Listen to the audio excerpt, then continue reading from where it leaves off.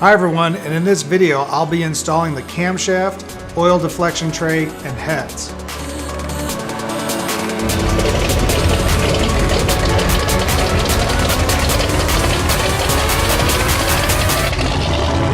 Hi everyone, and welcome to the channel about building a kit car and other car topics like building an LS engine.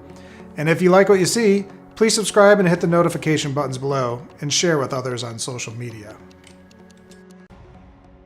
So as the saga continues, we are getting ready to install the camshaft, and what I decided to put in this engine was a hot cam, give it that nice full lobe type sound. And one of the problems I was having is as I was putting the camshaft in, it wanted to come out the other side, and I couldn't really screw the bolts onto the cap because it would push it through the other side. So I found a packing bag that I was able to shove between the engine stand and the actual block, and that helped me keep the camshaft inside the engine. Then I was able to bolt it and cap it off.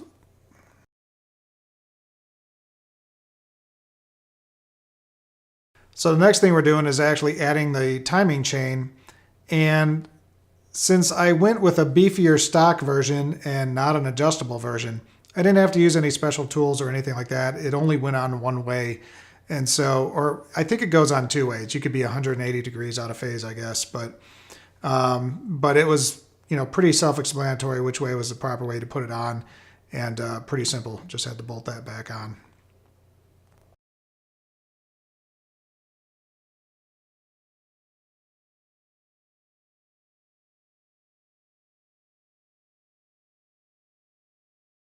So one of the issues with buying a shorter oil pan is, especially like the 302 that I bought, is you either have to buy a special oil deflector tray or you have to carve up the one you already have. And originally, I was going to sell this part, and I kind of was going back and forth on what I was going to do. I've never actually cut any metal before with a grinder, and a friend allowed me to borrow his grinder, and I was really surprised how quick and easy this was to do. And it's, of course, fun to see sparks flying everywhere. But I ended up just grinding it off, what you're seeing here, and then filing down the edges and getting it really, really clean. So there was no edges. And then, you have to take about 1/3 of it off, 1/4 to 1/3. And once you do that, the oil filler tube or pickup tube actually clears that edge. That's the reason you have to cut this down, is because the oil filler tube will get into the way. So once I chopped that down, closed everything up, I was able to put it in there. Now, the other crazy thing about this is the oil pan is so shallow that without the little gasket that goes on your oil pan, the rod bolts actually hit the pan itself and it will move it. And that was kind of scary to me, that you got this engine that could be doing 7,000 RPMs and you're like a 0.5 millimeter away. And so you could see right there that when I didn't have the gasket, I would crank the engine and all of a sudden the whole pan would move over an inch. And I'm like, what? It's actually hitting? And so I put that gasket on, and all of a sudden I was like, okay, we're good here. But that's a little scary to be that close in tolerances. So the other problem that I had is when I first ordered this Holley oil pan, there were some issues with it. They sent some wrong parts. Some of the parts in there were rusted. There was a gouge in the side. I don't know what happened, but there was just something weird about this oil pan when it came in. And so I ended up actually sending it back and getting a replacement. And once I got the replacement, everything was fine and, no problems. It must have been just a fluke, or maybe some old stock sitting in the back and someone just grabbed it and sent it out. But they were totally cool about it and sent out a new one. And so I had to wait a few days to get the final pan in.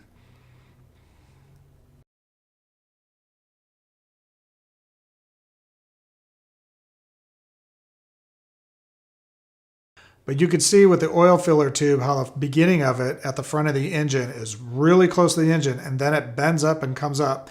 And that's right where that deflector tray had to be cut to make sure that that first part actually clears.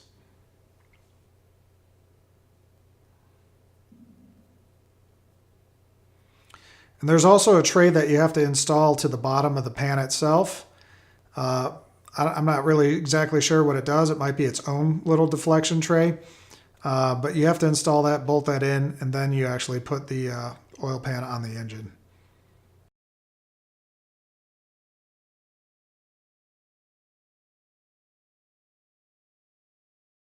And this is the point when I discovered that the oil pan wasn't going to work out and something was wrong with it.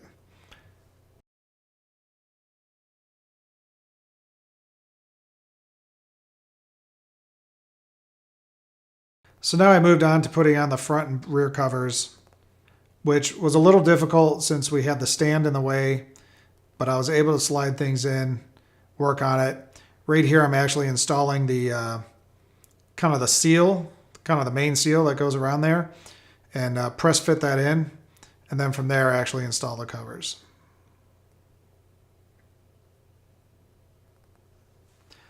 So I took a break and I wanted to whip over to the valves. Now I had a valve job done from the machine shop. So at this point they were kind of hideous looking, and I was seeing like, can I sand this aluminum? Can I polish it up? Can I get it to look better? And all the horror stories I saw online about, oh, you got to do this and then you got to do protectant sealant, otherwise it's just going to oxidize.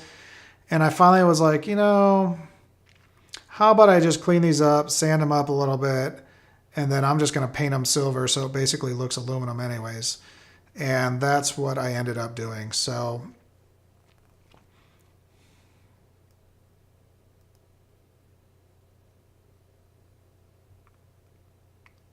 here we are, just getting some lube inside the engine. Make sure it's not dry. There's no rust happening since this is an iron block. And now we're actually putting in our lifters and our lifter trays.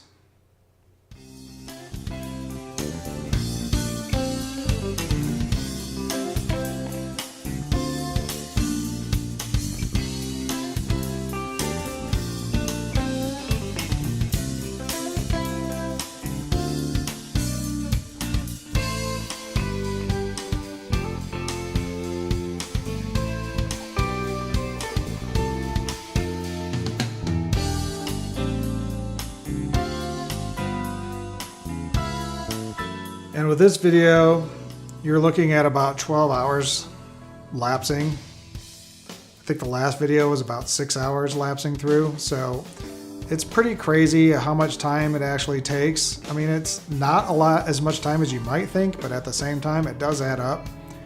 So, and that doesn't include all the research that, you know, you're applying beforehand and all the conversations you're having with people to figure out exactly what you need to do to this engine to do it correctly. But again, sealing this up so every stage you get to that you're keeping this engine as clean as possible. And now here's where I decided, all right, we're gonna tape off these heads, which of course took forever. Way more curves than the engine itself, so it just took a long time to actually tape this all off. And then I ended up spraying it with a primer and a aluminum / silver looking paint, so everything looked basically almost like aluminum, and I didn't have to worry about it deoxidizing or oxidizing, and you know, keep the look of the engine nice and clean.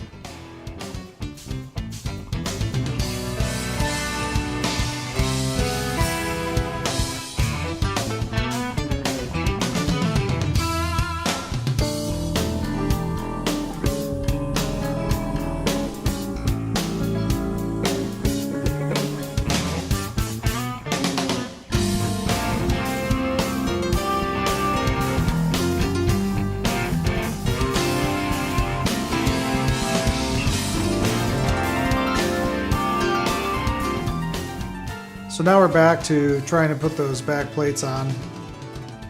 And again, difficult because the stand was in the way, but I was able to get in there, hand tight everything, and then get in there with a wrench and actually get that bolted on to spec that I needed to do.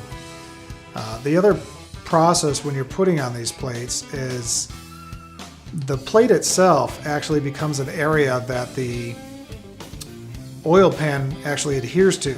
And so you have to actually, with a straight edge, align that. You just can't slap it on and bolt it on. You have to actually align it to the bottom of the block to make sure that it's 100% flush. And getting the left and right side to be perfectly matched with a stand in a way, it was a little bit difficult because sometimes if you torque a bolt, it might start moving the pan or the cover a little bit. So you had to keep going back and forth and making sure that it was totally flush as you're bolting everything together.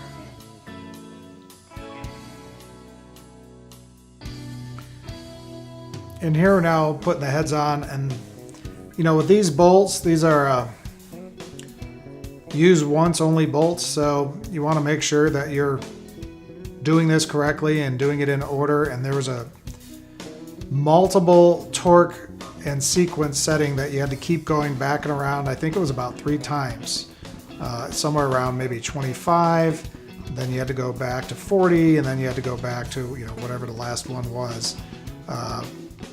It was a pretty detailed, and there's like, I don't know, 9 bolts or something, so it's a pretty detailed process going through. But I felt really good about everything that happened, and everything went on nicely, and didn't have any issues at all as I was doing this.